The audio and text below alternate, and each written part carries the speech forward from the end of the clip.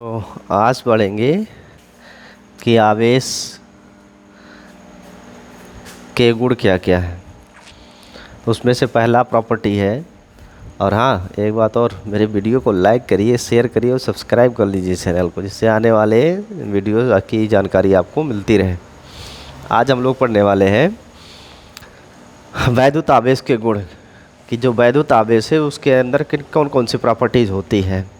तो इन प्रॉपर्टीज़ को आप लोग नोट कर लीजिएगा और इन्हें फ्यूचर के लिए याद रखिएगा। तो जैसे पहला गुण है कि आवेश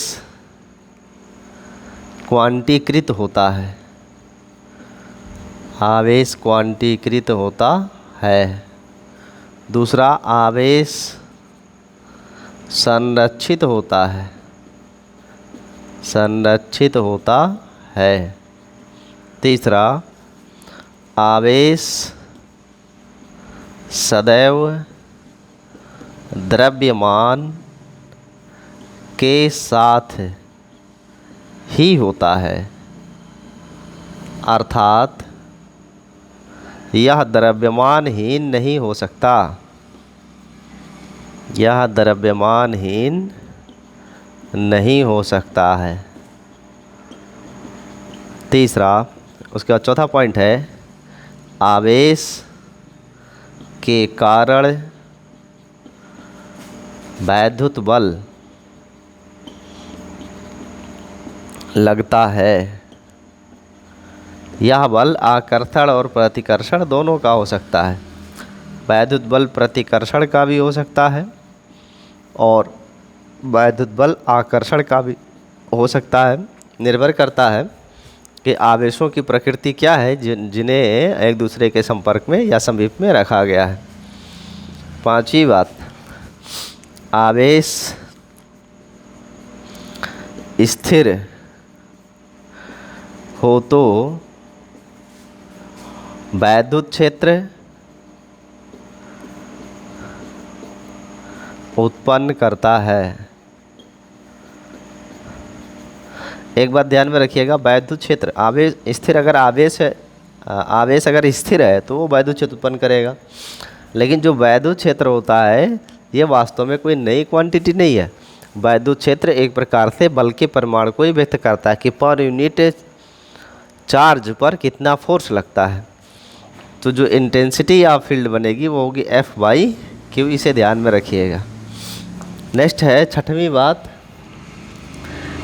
आवेश गतिमान हो तो वैद्युत तथा चुंबकीय दोनों प्रभाव उत्पन्न करता है।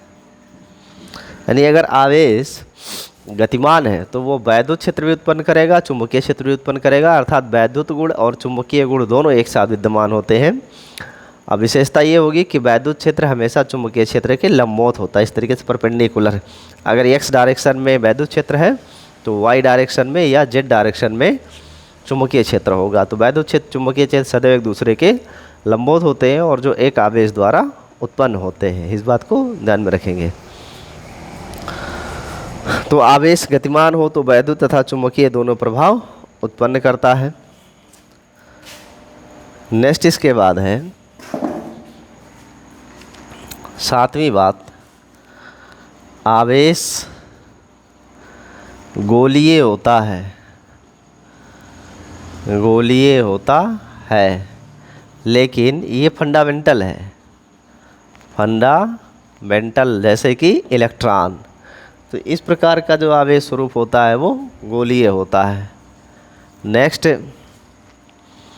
आवेश त्रिआयामी क्षेत्र उत्पन्न करता है। आवेश त्रिआयामी क्षेत्र उत्पन्न करता है, अर्थात जो वैद्युत क्षेत्र बनेगा वो 3 डायमेंशनल होगा। जो चुंबकीय क्षेत्र होगा वो भी 3 डायमेंशनल होगा। जैसे कि एक आवेश यहाँ है तो इसके कारण एक्स, वाई और जेड सभी पॉसिबल डायरेक्शन में वैद्युत क्षेत्र उत्पन्न होंगे। इसे कहते हैं इलेक्ट्रिक लाइन्स ऑफ फोर्स। इस डायरेक्शन में फोर्स लगता है। तो ये है आवेश के गुण, और इस पे और विस्तार से चर्चा हम अगले वीडियो में करेंगे। धन्यवाद। नमस्ते।